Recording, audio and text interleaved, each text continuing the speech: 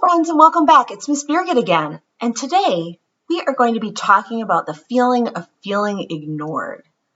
Now, when we feel ignored, we feel unimportant.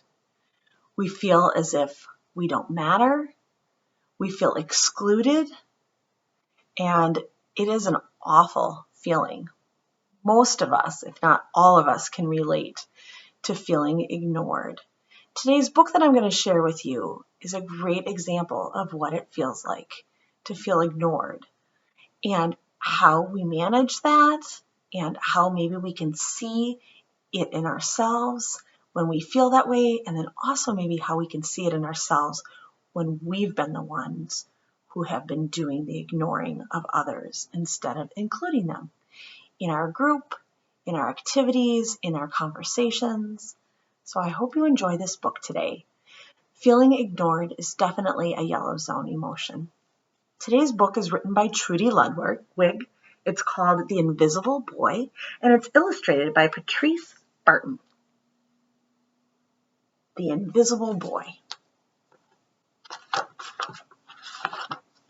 Pay attention as to how our main character is illustrated in this book by Trudy Ludwig, because how he is illustrated really reflects his internal state, how he's feeling, in a really clever way, I think. The Invisible Boy. Can you see Brian, the invisible boy? Even Mrs. Carlotti has trouble noticing him in her classroom. She's too busy dealing with Nathan and Sophie.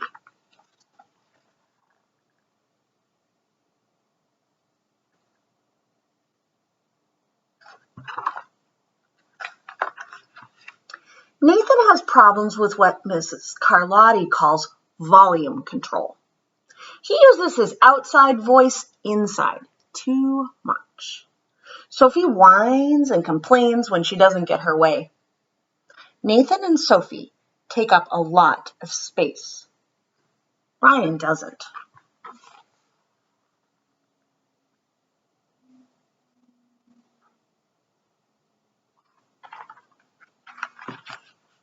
When the bell rings for a recess, Micah and JT take turns choosing kids for their kickball teams. The best players get picked first, then the best friends of the best players, then the friends of the best friends. Only Brian is left, still waiting and hoping.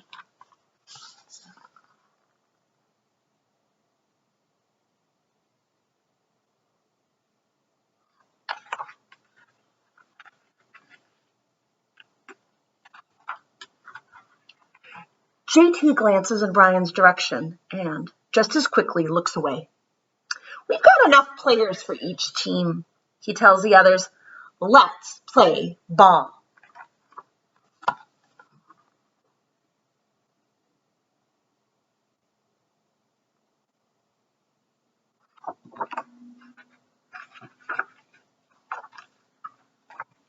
In the cafeteria, Madison and her friends talk about her birthday party. The rope swing over the pool was awesome, says JT. Yeah, so was the water slide, adds Fiona. That was the best pool party ever. I'm so glad you guys had fun, says Madison. Everybody did except Brian. He wasn't invited.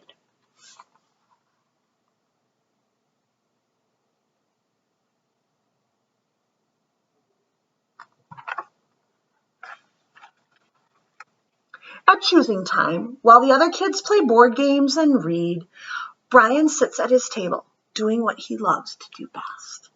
He draws fire-breathing dragons, scaling tall buildings. Thank you for toasting my marshmallow.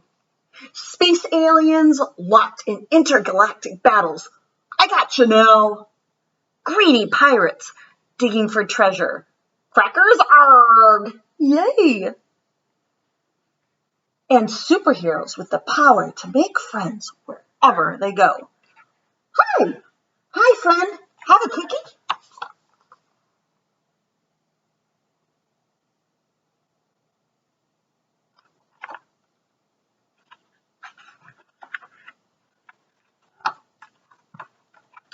On Monday morning, Mrs. Carlotti introduces Justin, a new student, to the class. Brian smiles shyly at him. Some of the other kids sneak looks at Justin, trying to figure out if he's cool enough to be their friend. They haven't quite made up their minds yet.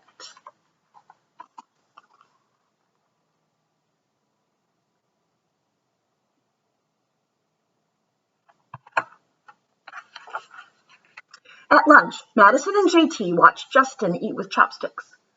What's that? Asks Madison as she points to Justin's food. It's bulgogi. What? Bulgogi.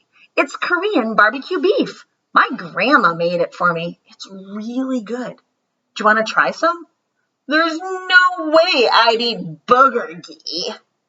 And the kids laugh. All of them, that is, except Brian. He sits there wondering which is worse, being laughed at or feeling invisible.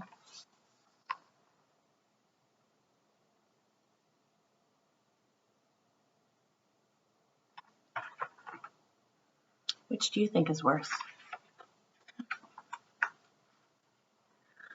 The next day, when Justin goes to his cubby to put away his backpack, he notices a piece of paper with his name on it. Justin, I thought the bulgogi looked good. Brian, yum.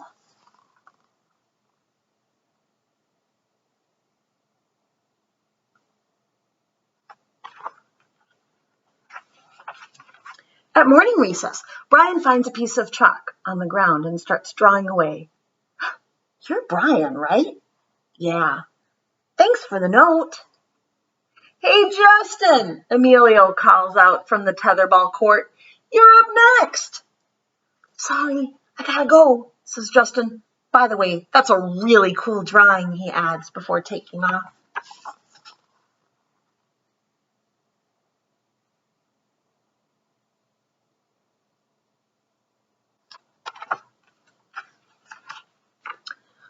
Back in class, Mrs. Carlotti asks the kids to team up in twos or threes for a special project. The kids scurry around the room to pair off. Brian heads towards Justin. I'm already with Justin, says Emilio. Find someone else. Brian looks at the floor, wishing he could draw a hole right there to swallow him up. Hey, Mrs. Carlotti said we can have up to 3 people in our group. We're only 2. Come on, Emilio. Let him work with us. Okay, I guess.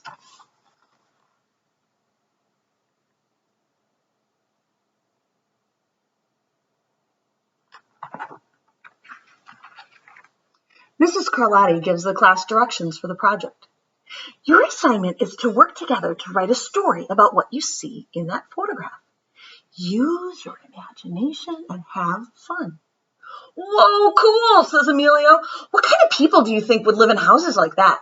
I don't know, but I bet Brian could draw them to go with our story, says Justin.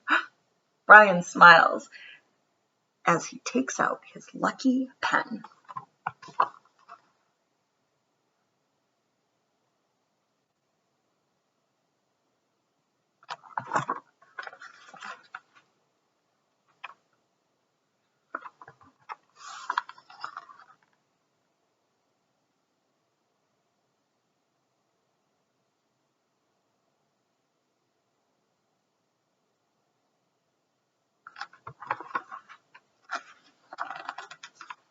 It's lunchtime again, Brian's least favorite part of the day.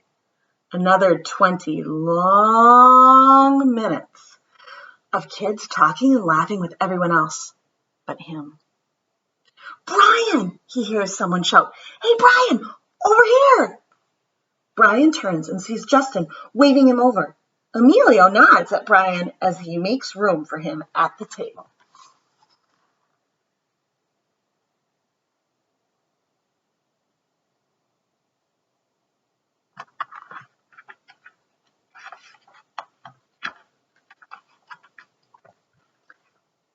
Cookie?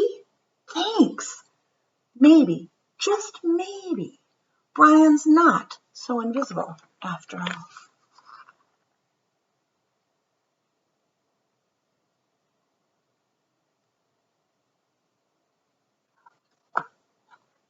And that's the end of our story.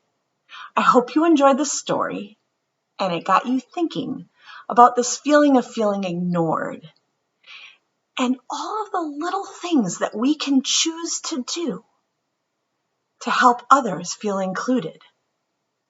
Making room for someone at the lunch table, inviting in someone to play into our game, into our conversation, taking the time to look around and notice when someone is being left out, because all of us can relate to that feeling, know it doesn't feel good, and know that we have the power to choose to be kind. With that, I hope you have an awesome rest of your day, and until next time, take care.